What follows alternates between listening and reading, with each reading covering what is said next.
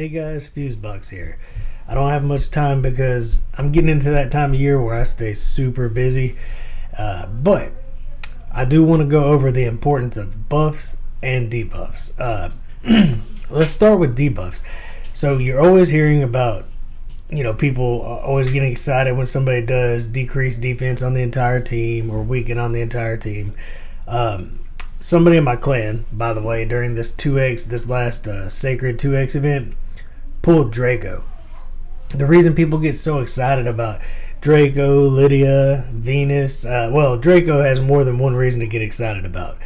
But when you go into a dungeon, let's just look. Let me set up a team and let's look at the benefits of bringing debuffs when you're going against waves and the boss. So real quick, I'll set something up.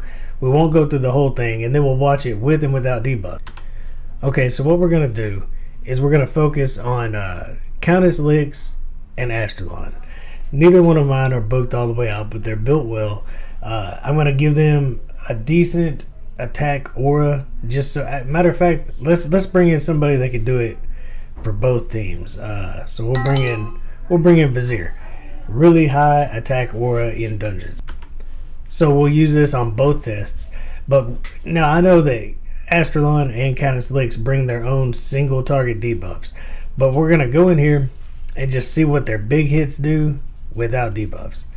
And we'll kind of watch the first wave go down. So it doesn't matter what we do with Frozen Banshee. We can even speed up our team. We'll get into buffs in a minute.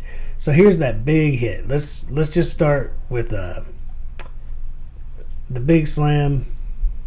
So we're hitting for 19,000, 20,000 a piece. And here's a 3-hitter. We can slow this down. A 3-hitter from Countess Lix. Each one, we're getting 5,000 a hit. Anywhere from 4 to 5 or 6,000.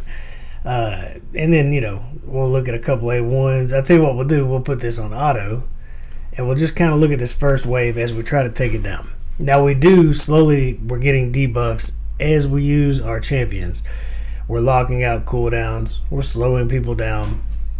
But let's stick with damage. We saw their damage. While it's fresh on our mind, let me real quick reset this team and we'll try it again. Okay, so the only difference we're going to have this time, we're going to bring Rosin in to put in decreased defense and weaken.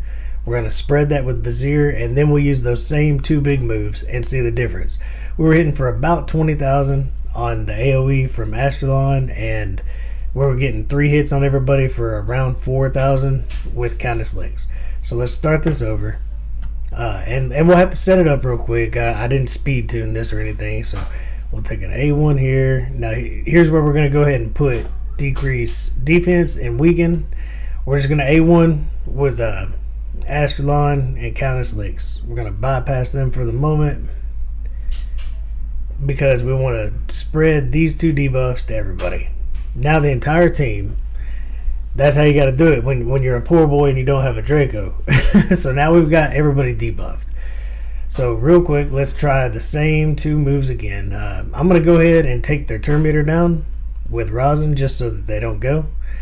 That was a pretty big hit itself. Same hit that we used a minute ago. And look, instead of 20,000, 42,000 on average. And on this one, we were getting 3,000 to 5,000 each hit, somewhere in there.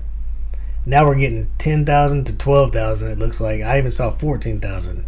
And that's 3 hits. The difference is just absolutely amazing. Now, I mean, the wave is pretty much gone. If I had books in these people, that would have cleared it.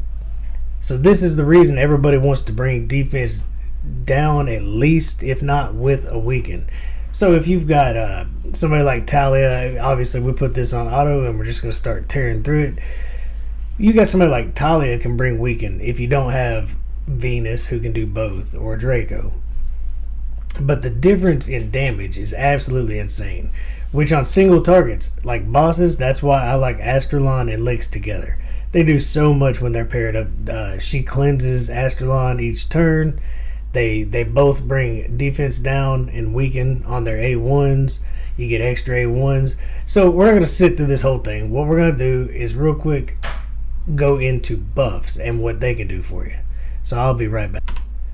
So this time We're going in with very little on damage. I mean, these defensive characters actually can do some damage, but we're only bringing one attacker, and we're just going to see how well we can survive without debuffing.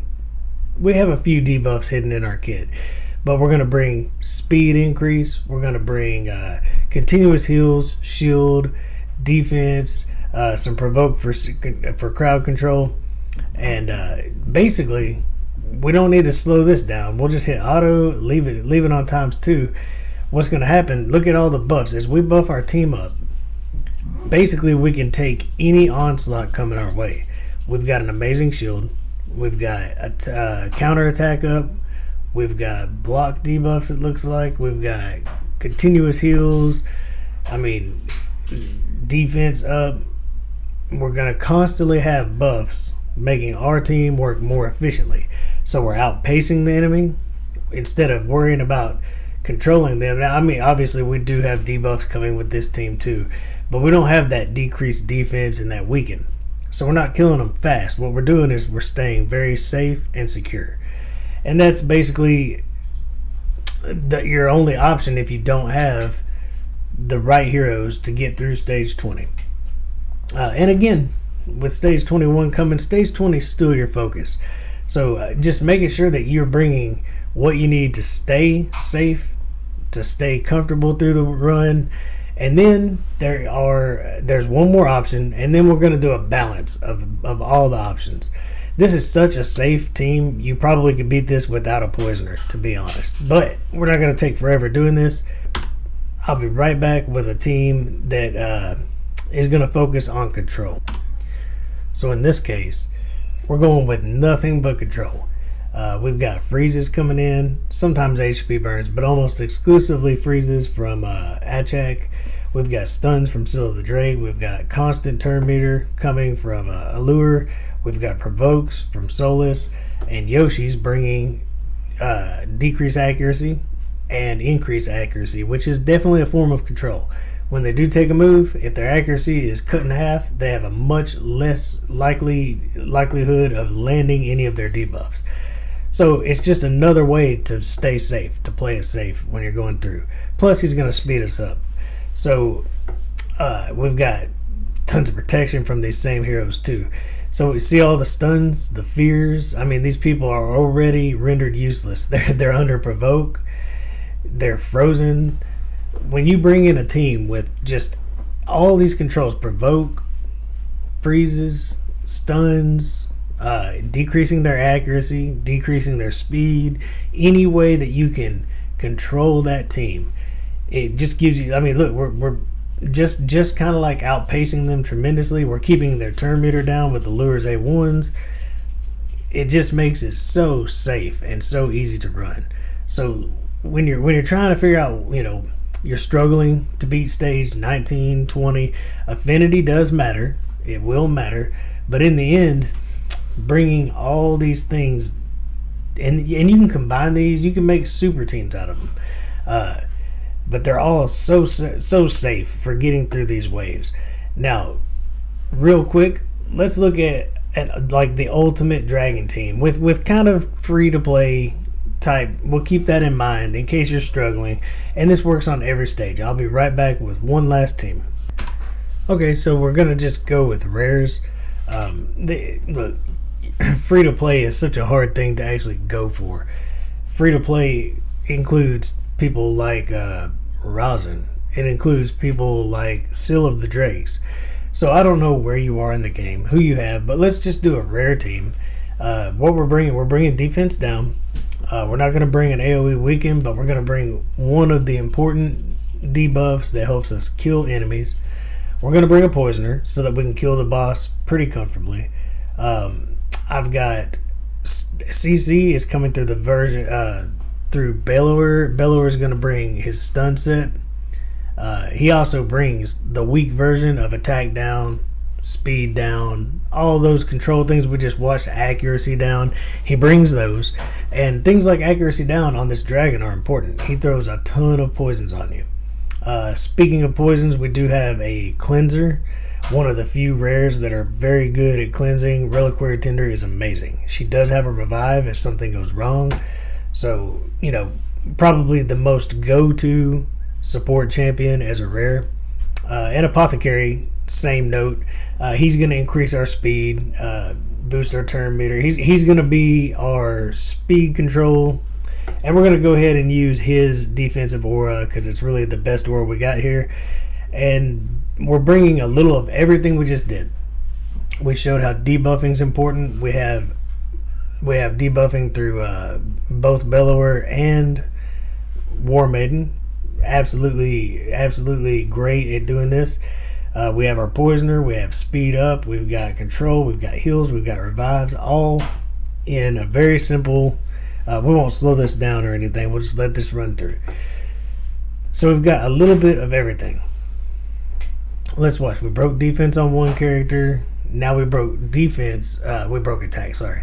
Now we've got accuracy down already just from Bellower. We've got 3 stuns out. We've got defense down, attack down, accuracy again, speed down. Our speed was boosted. It's boosted again. Basically, we're doing it on a small scale. We're doing a little bit of everything that we just went over. So we're going to take some lumps and we're going to get hit, but should be no problem at all. We're staying healed up just from our single target healer, and we've got Reliquary Tender as well. It should be no problem getting through it. We do have a revive if something happens with Reliquary Tender.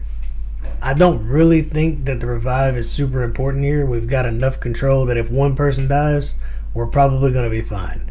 Now, if it happens to be Frozen Banshee, it will be important that we have that revive. But Bellower, his job is to help get us to the end with his stuns and all his extra little... Having their attack down and locking out some of their cooldowns is going to keep us alive. And he brings so many debuffs. Bellower is an amazing champ. I'm telling you, that's never going to change. But I just wanted to real quick, go over kind of the reason. See, I did lose my Apothecary there. We did lose him, but he'll be right back up here shortly. There he is.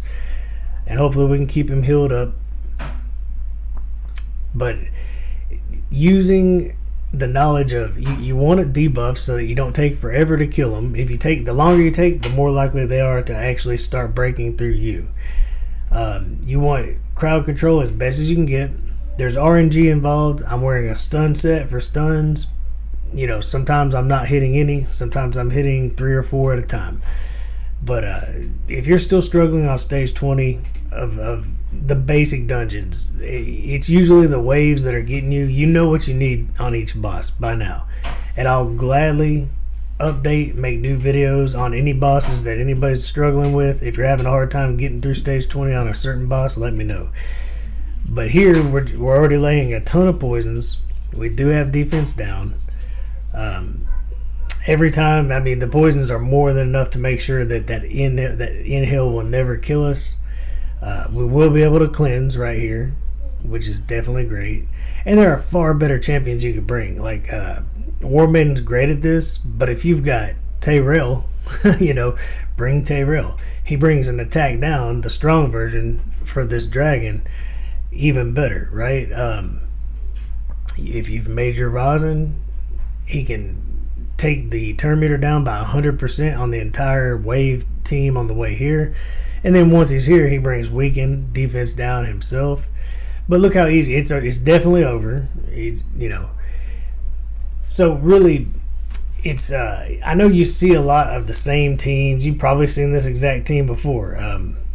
That stands a chance. But in the end, I want you to know why you're bringing certain heroes.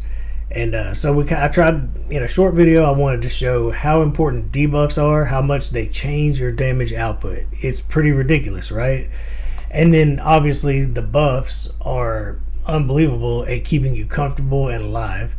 And then when you start using crowd control, even if you just bring one good provoker, one good stunner, when you combine all those things and get the right elements, it's not that bad. In the end, you still have to have the accuracy for the stage you're on. Remember, whatever stage you're on, if you're on 20, multiply by 10. You need about 200 accuracy to land your debuffs.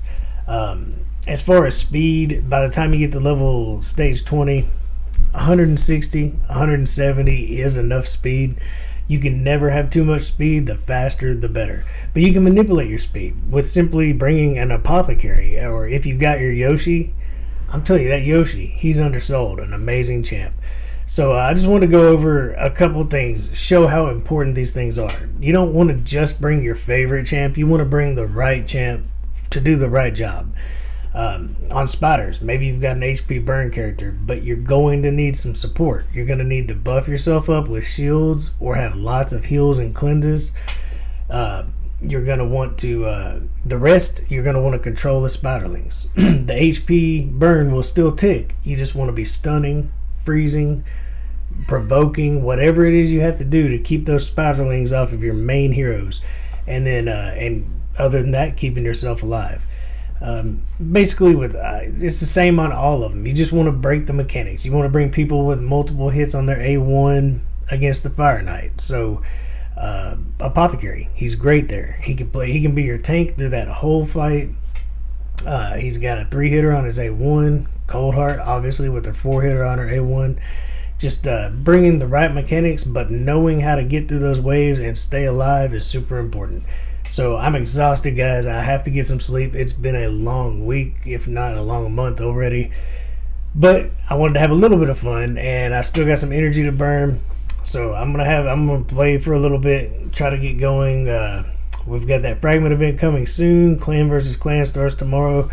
Yeah, I'm never gonna get into it, but I definitely like the free loot. So I'm holding on to a couple books. I'll put them on in the morning when this thing starts, and that's about the most I'll do. But enjoy the loot. Good luck. Hopefully you are saving up, because I think that this next fragment champ is going to be pretty neat. I actually think that he's one of the heroes that having dupes of would be super cool. We'll get into that later, maybe after I finally get him. Anyways, guys, have a great night, have a great week, and until next time, enjoy the grind.